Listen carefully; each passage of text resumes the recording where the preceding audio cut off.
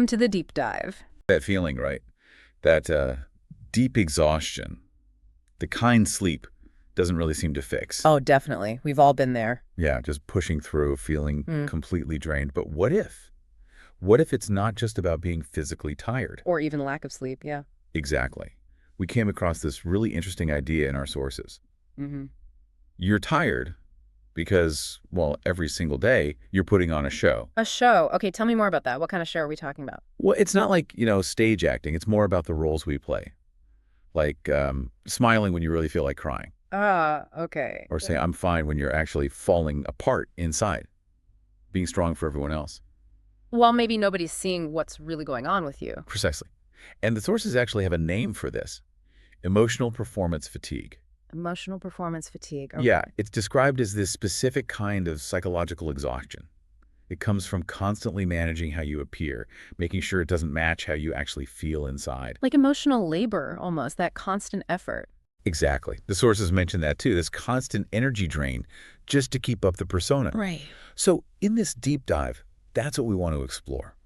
What does it really mean to perform like this, emotionally and socially? Okay. We'll look at how hiding your real feelings slowly wears you down, why it seems like high-functioning people often feel most exhausted by this. Which is interesting in itself. Yeah.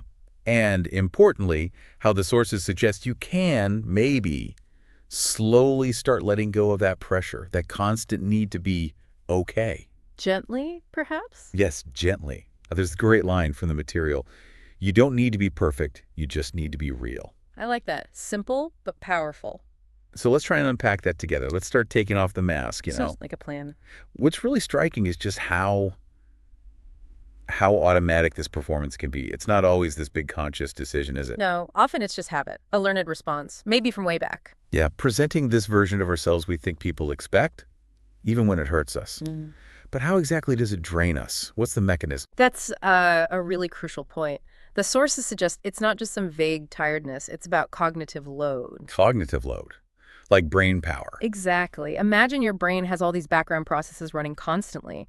You're checking social cues, watching your own face, stopping yourself from saying what you really think. Okay, yeah, like having too many tabs open. Precisely. And that uses up serious mental energy. It drains your executive functions, the part of your brain needed for, problem solving, focus, creativity, even just managing your mood. So it's actively depleting our resources. Yes. It's this quiet background drain. The research calls it a specific cognitive tax, leading towards a kind of insidious burnout. Wow, okay.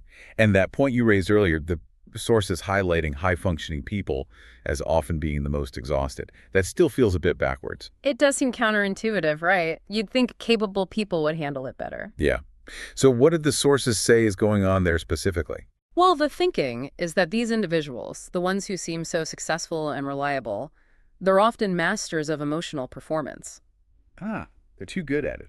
In a way, yes. The very things that make them seem strong, like pushing down doubt, taking on stress without showing it, always projecting capability, these become really ingrained habits. So the mask is practically glued on. Pretty much. They've perfected the I'm fine facade. And because they're so good at it, it's incredibly hard for them to stop performing, which just increases the exhaustion over time. And everyone probably leans on them more too, reinforcing the need for the mask. Exactly. It becomes a cycle. They feel the pressure to keep it up, even when they're really struggling inside. Okay, so if it's that ingrained, especially for high-functioning folks, how do we even start to chip away at it? The sources promised ways to slowly let go, right? To find space for authenticity. Yes, and that's where it gets hopeful. It's not about some huge, dramatic change overnight. The research talks about something called micro-authenticity. Micro-authenticity. Okay, what does that look like? It's about small, deliberate steps. Tiny acts of being real. For instance, maybe just allowing yourself to say no to one small thing you don't have to do. Okay, manageable. Or perhaps sharing a minor, genuine frustration with someone you actually trust. Not a total breakdown, just a small truth. Right. Lowering the mask just a tiny bit. Exactly. Another thing mentioned is practicing observational awareness.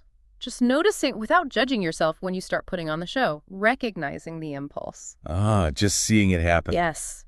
According to the sources, these small shifts in behavior in awareness, they're the first steps. It's about Gently, slowly creating space to be more real. It's definitely a journey. Not a quick fix. Definitely not. This has been really illuminating, just understanding that huge difference between, normal tiredness and this specific drain from emotional performance. Yeah, that constant show. The forced smiles, the I'm fine, the energy it takes, it really hits us harder than we think, draining those cognitive reserves you mentioned. It really does. And building on that idea, we talked about you don't need to be perfect. Just maybe that leads to a question for you listening right now, just to think about. What might be one small way, just one tiny thing you could do to start taking off the mask in your own life? A small step towards being a bit more authentic. That's a great question to ponder. We really encourage you to reflect on that. Just understanding this difference, this performance fatigue, it's a really vital step for your own well-being.